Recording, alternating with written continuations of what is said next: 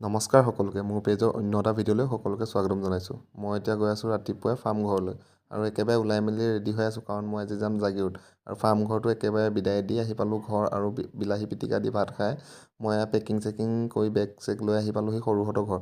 মানে ইয়াতে আজি মাত খাৰ লগাই দিওঁ আৰু সিহঁতৰ গেট বহাই আছে যে বৰ্ণিলে মোক চাওকচোন কোনফালেদি মাতি আছে আহিবলৈ। সৰুক মাত দি পালোঁহি মুনহঁতৰ ঘৰ। মুন পিছে বহুত ব্যস্ত।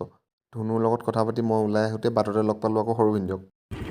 চাইকেল লৈ ক'ত ঘূৰিবি যা গাড়ী থকা মানুহ যাওঁ গা আহা যাওঁ গা বুলি চেলফি উঠিছা নেকি? তাকে হেৰি নিশাৰ বাৰ্থডেত যাম এটা লৈ। সকলোকে বাই বাই কৰি মই উঠিলোঁ মেইন ৰোডত আৰু মই এতিয়া যাম জাগীৰোড আৰু আজি মৰিগাঁও ৰাস্তাটোত এইফালে চাওকচোন মাইকী মানুহ এগৰাকী মানে কিবা নিয়ম চাগে তেখেতলোকৰ মই নাজানো বিশেষকৈ কিবা জানে যদি কমেণ্ট কৰিবচোন দেই। আৰু মই আহি পালোঁ মৰিগাঁও টাউন আৰু আজি মানে মনটো মোৰ বহুত বেছিয়ে বেয়া গম পাইছেনে কাৰণ ঘৰত এইকেইদিন বহুত এনজয় কৰিলোঁ বাৰু যি কি নহওক এতিয়া আহি পালোঁ মই ৰুম আৰু ৰুমৰ অৱস্থাই নাইকিয়া হৈছে দেখিছেনে বাৰু।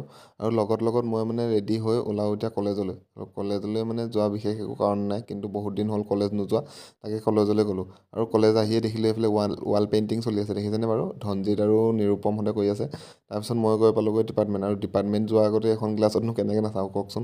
আৰু এইফালে দেখিছেনে ইহঁতে পূৰা ৰিলচ বনোৱা প্ৰেক্টিচ কৰি আছে। তাৰপিছত মোকো এড হ'বলৈ দিলে আৰু ময়ো মানে পূৰা প্ৰেক্টিচ কৰিলোঁ আৰু ৰিলচটো আহি আছে চাবলৈ নাপাহৰিব দেই।